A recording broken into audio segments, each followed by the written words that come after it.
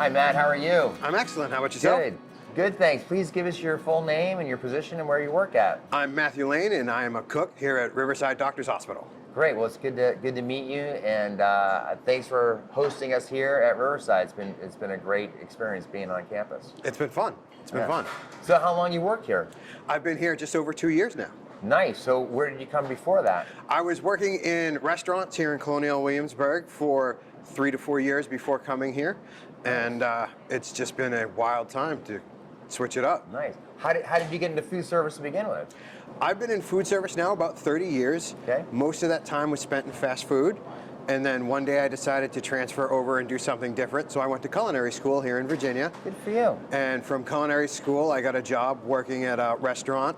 And I was there for, like I say, a few years. And it was rough. It was rough and tough. And then somebody I know said, hey, there's a job opening at Riverside Doctors Hospital. It's a lot different. It's not at all what you expect it to be. And I came and checked it out, and I've been here ever since. Wow. So that's pretty interesting. So let's talk about the experience of the fast food world, and then your culinary training, and then the restaurant. Let's start there, and then we'll pick it up on what you're doing now. So is it like after high school you got into working in the fast food business? My first job was working at a Burger King. No kidding. And I had a friend's mother. She was the manager there, and she said, I know you're looking to buy a car, and this is the way you make money. Right. And I got into it, and I loved it.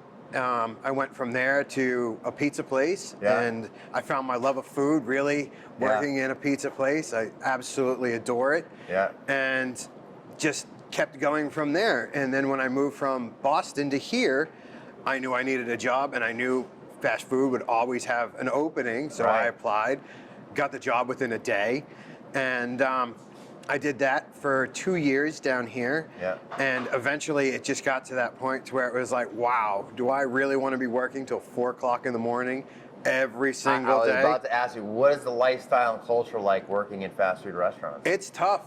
I mean, you understand why there's such a amount of turnover that there is, because it's such a thankless job. Yeah. You know, you make $8 to $10 an hour, and you work crazy hours. 5 p.m. till 4 in the morning sometimes. Wow. And it's just go, go, go, go, go, and never stop type industry. And there's not a lot of creativity in it because everything is already planned out for you. It's a process. You're a cog in a machine, and that wasn't what I was looking to do. So good for you that you recognize that. So and you decided to go to culinary school as an adult. Older. Later in your life. So what was that experience like? I was in my 30s when I just decided that fast food wasn't it, and I put in an application for a culinary school here in Virginia, and they called me back, and I went and checked it out, and I was instantly in love with it. Nice. It was just one of those things to where I felt welcomed at being an older person going into a college, and everybody in my class was in their teens to mid-20s. Yeah. And once I got in, though, it was an entirely different thing. A lot of veterans, because, we're here in Virginia. There's a lot of the Navy bases and Army bases. So you got to meet a whole mix of people with a bunch of different backgrounds.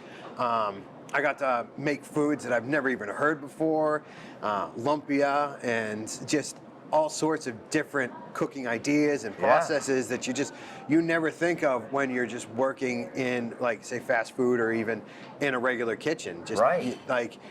They didn't teach you how to cook, they taught you the process of cooking. And that's something that I carry with me everywhere I go. That's fantastic. They let you become part of what you want to be.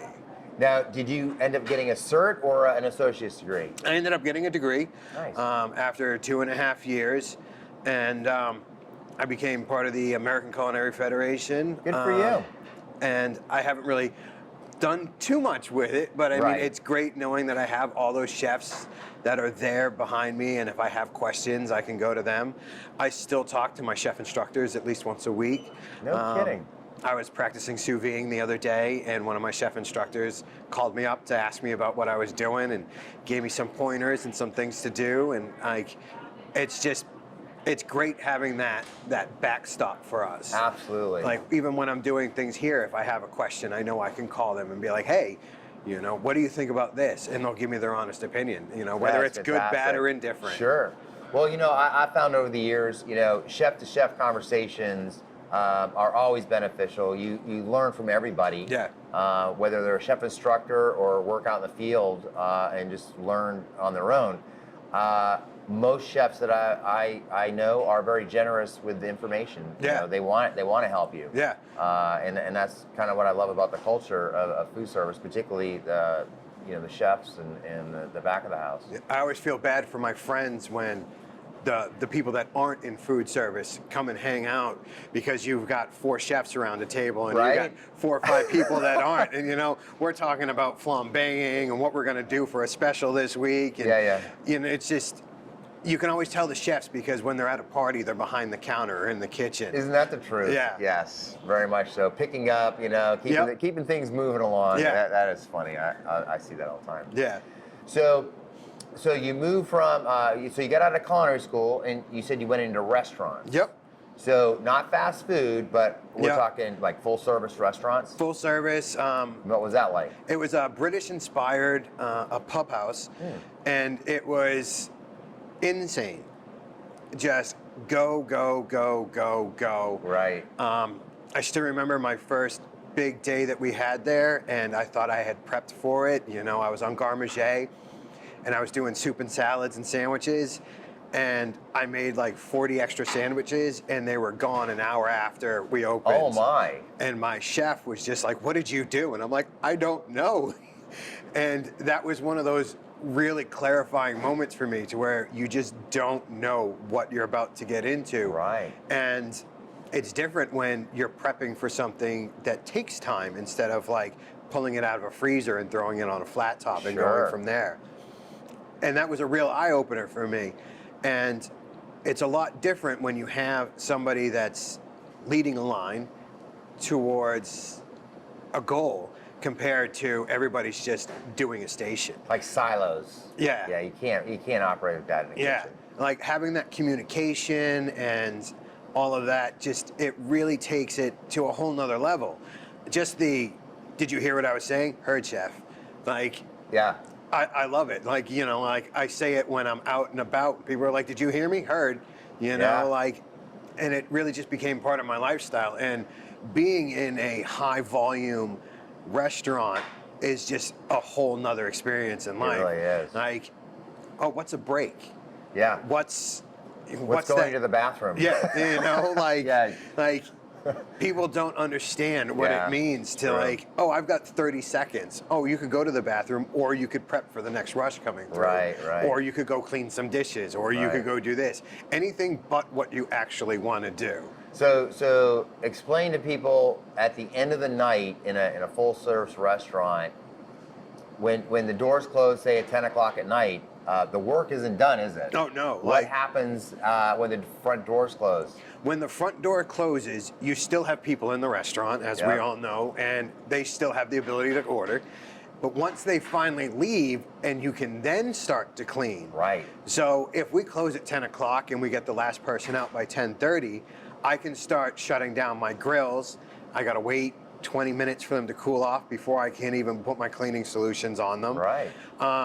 I still have to prep everything for the morning shift. I still have to wipe down all my stainless steel. I still have to make sure all my cabinets are full, all my cabinets are clean, that I don't have lettuce in weird places.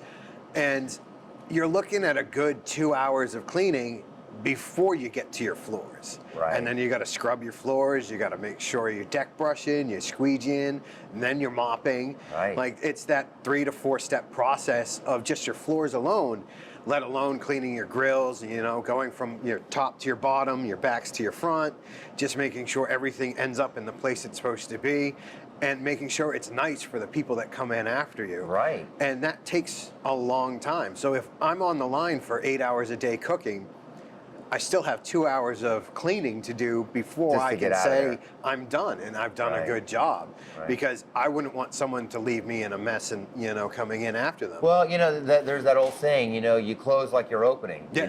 and so, when you walk in the morning, I mean, literally you should just be able to turn on the lights and turn on the stove and you should be in production. Yeah. We're not putting in bag liners in the trash cans. We're not cleaning up from the night before, taking the trash out. I mean, it needs to start as soon as you walk in the door. Yeah, yeah.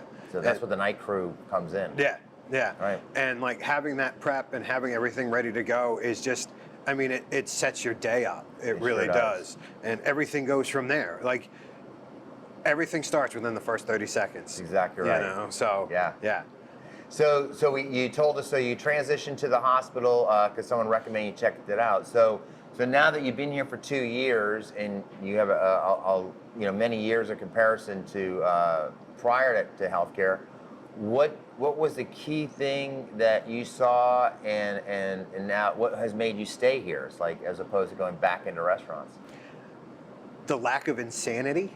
Yeah. Like it's very much, this is how things are done and this is how we're going to do it. Right. There's a lot more comfort to it. It's a lot easier to know what my day is going to be like. Right. Rain or shine, I know that I have a certain amount of patience. I don't have to worry about getting bombarded. If it all of a sudden starts to rain, do I have 70 people walk through my door? Right. I don't have that problem, Right. Like I know how many beds I have here and I know how many people are gonna be here. Right. And just the newness of it, like everything is done to an exacting manner because we're a hospital. Right. You have to do things right. There's none of that like, well, I'll just do this in the morning or I'll just pawn it off. It doesn't Right. work that way. And that to me is just something that I never experienced before in a kitchen. Yeah. Like everything has to be done right and everyone here wants to do it that way. Right. And that's an amazing feeling to know that when I come into work, everything's going to be clean. There's not going to be That's right. anything out of place. I know where everything's going to be. We don't have a turnover rate here. Right. Everybody that's here has pretty much been here. Right. And we've had a few people leave to go on to bigger and better things, but it's just an amazing place to work. Like That's awesome. all my equipment works. If something breaks, there's someone here in an hour to fix it. Like I've worked in places where my fryer catches on fire and it's been 3 months before someone has come in to fix it. Yeah. Here, we had a knob fall off on an oven door and there was someone here within an hour to fix it. Yeah, it's not failure of equipment and processes is not an option in a hospital environment. Yeah, it's just, I know things are gonna work Right. every single time. And if for some reason, I mean, it is a kitchen, things break, but there will be someone here to fix it. They'll be here to back us up. My chefs and Mr. Harry and everybody, they're always here to back me up. Yeah. And it's one of those comforting feelings to know that you have that. Like, I know that my ingredients are gonna be right. I know things are gonna be checked. I just know it's a safe place. And Definitely. like, I would say, like, if my mother were sick, I would want her to come here and eat. Yeah. Like, and that's a big thing. Like, there are places that I've worked where I'm like, no, you don't want to go there. Right. But here, I know the food's good. I Nice. know that they care, and I know that they're going to take care of you. That's a great way. Let's just shift gears a little bit. I do want to ask you something. I know that the Pineapple Academy has been initiated at this hospital. Have you had an opportunity to take any of the courses yet? I've taken them all. Oh, you've taken them all? Yes. Fantastic. So how did that go for you? It was great. Originally, the courses that we took just made you want to die. I'm a cook. I like to be moving. I like to use my hands. Yeah. So having something that's 3 to 4 minutes long, and then you take a couple of questions on it, that's great. It keeps me interested. It keeps me going. Yeah. Some of the videos that I've had to watch that are like 30 minutes long, like it doesn't work, Right. So like, I'm like, okay, I'm just gonna Google, what am I gonna make on this pizza later, and then it comes to the test and I'm like, oh wait, what am I doing? What? And so like having the Pineapple Academy was really easy to get through, it was easy to keep us involved. And I could sit down and I could go through it. I could watch it. You know, if something came up, I could go and do it, Right. and then I could come right back to it. So having it broken up like it was just that was perfect for someone like me, to where like I'm go. You know, so sitting down and stop just doesn't really work, and Totally get that it. was great. Like, That's awesome. Yeah, Glad to hear that. Yeah. So now that you've been here for a couple of years, you've been doing the Pineapple Academy, you've got a great education and background. Where do you see your career progressing from here? I see myself being here for hopefully ever. You know, Yeah. like I could see myself retiring here, Gotcha. and if not, going to someplace else. In Riverside, in the hospital system. Yes, you like know. you work in a system, Yeah. and a system, so everybody understands, system means multiple locations. So you have multiple hospitals. In the case of Riverside, they also have senior living. Yes. So you really do have a lot of different type of Yes. healthcare experiences to work in. Yes, and there's a lot of growth potential for that. Right, So right. that makes me really excited. You know, Good in the for you. restaurants, it's, you know, you can move up if someone retires or gets fired. Right. You know, here, there's all sorts of places that I can go. Lots of development Yeah. going on. Yeah. And the last thing I just want to ask you, so where in Boston are you from?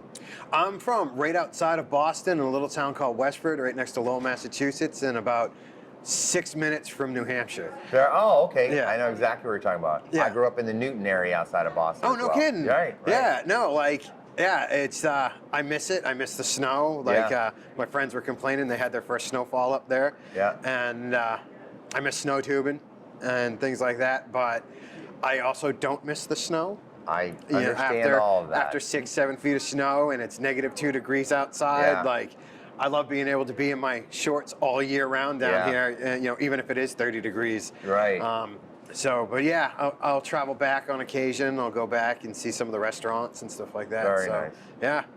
Well, Matt, it's been a pleasure having you here on the Pineapple Academy. Thank you. Thank you so much for Not a problem. joining us today. Thank you for having me. All right, take care.